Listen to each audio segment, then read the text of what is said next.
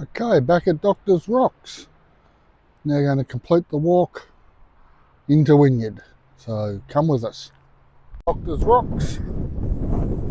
We have the penguin fencing still extant. So it's all about the geological formation here. 293 million year ago into the Permian. Probably the Permian Triassic mass extinction, I guess. Okay, let's keep moving. And from the 1st of September till the end of October, don't go catching squid. Off we go. An unusual walk today. It's the afternoon. Would have been alright this morning, but the wind was really blowing a gale. It's not exactly dead calm at the moment, but it is pleasant. Signposts ahead. Let's have a look when we get there. Doctor's Rocks Conservation Area, confirmed. And there's the beach. Okay, 45 minutes to the nurses' retreat. Now there's public toilets. In case you still weren't sure, we're at Doctor's Rocks. The usual warnings for unsupervised beaches. And if you missed it, there's another one. Highway off to our left, which takes a more direct route past Wynyard. We'll be turning off to the right and following the coast. Impressive rock formations there with the surf coming in and breaking. And a larger outcropping. It really is windy today. Starting to get blown over a bit. The gusts, they're quite strong. Victoria out over the horizon there, which is a good place for it to be. I almost missed the rainy days. The wind was nowhere near as strong, and neither was the sun. She's a bright one today. Now this is a sign from a little while ago, because there haven't been trains for a while. The other side of the little cove or bay or inlet that covers the Doctor's Rocks area. We'll have a look back in a minute when we get round a bit further. Bit of a view of the Doctor's Rocks area.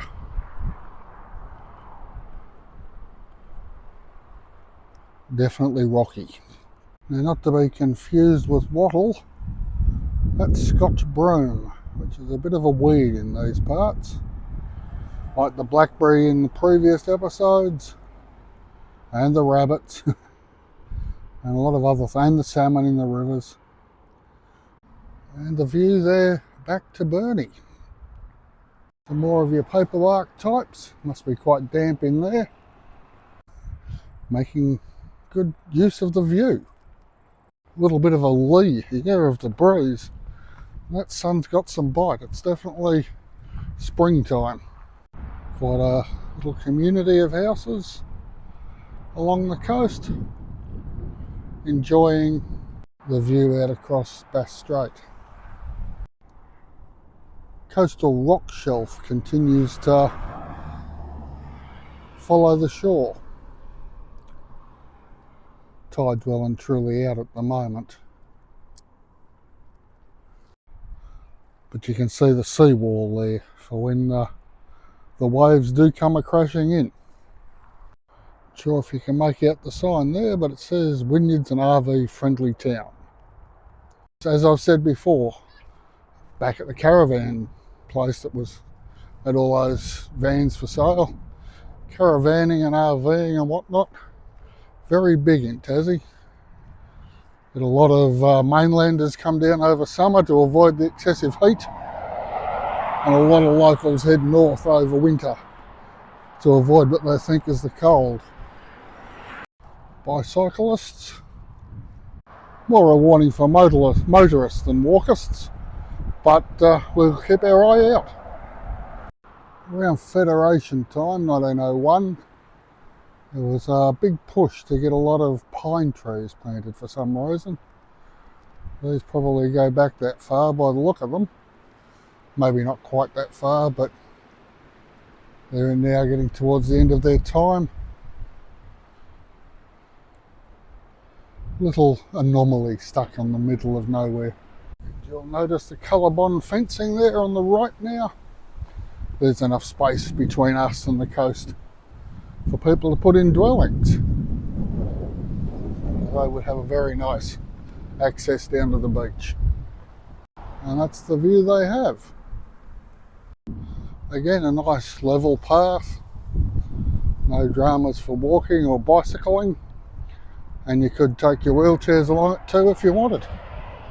Just a continuation of the pathway from Burnie. Little field of snowdrops there. Approaching a bridge. Give us a nice view out to the water. So the water flowing out rather gently, particularly considering all the rain we've had. You can see the huge swathes of seaweed that have been dumped up there. Those red mounds. And I'll tell you, the ducks, the chooks and our pigs, when we had them, loved that stuff. And just in case you forgot, track goes in a nice serpentine wave up ahead, but until then, nothing much to see. Fairly extensive stone flats out there too at low tide. And up in the distance, Table Cape. Even at low tide, you can see there are reefs of rock out there that would take the bottom out of a ship or even a boat. And off to our left, we have the ecological abomination that is a golf course. Seems to be something every town's subjected to. So much water and so many chemicals sprayed onto land. On an upside, the place is set up for irrigation, and you could cut the places up into small area farms. Grow veggies, small micro dairies. Places set up to be sustainable. You just got to wait for all the poisons to wash out. Yeah, seeing a few more people than we did during the week. Some more pine trees along the edge of the golf course. Well, technically we are still in the week. It's public holiday today on the Friday for the Burnie show. The loneliness of the long distance walker, eh? You feel each step doing me good. And I'm putting in the steps so you don't have to. So, enjoy the views. New estate opened in the last couple of years. It's like everyone's starting to get their building approvals. And they're going up quickly. A little bit of dieback on the coastal fringe. Quite eerie. More stone outcroppings. If you have a look there, you can see the little white telltale signs of a reef, which quite protects this particular beach. Unusual house up here, colour scheme wise. I'll show you when we get there. Lots more dieback along here.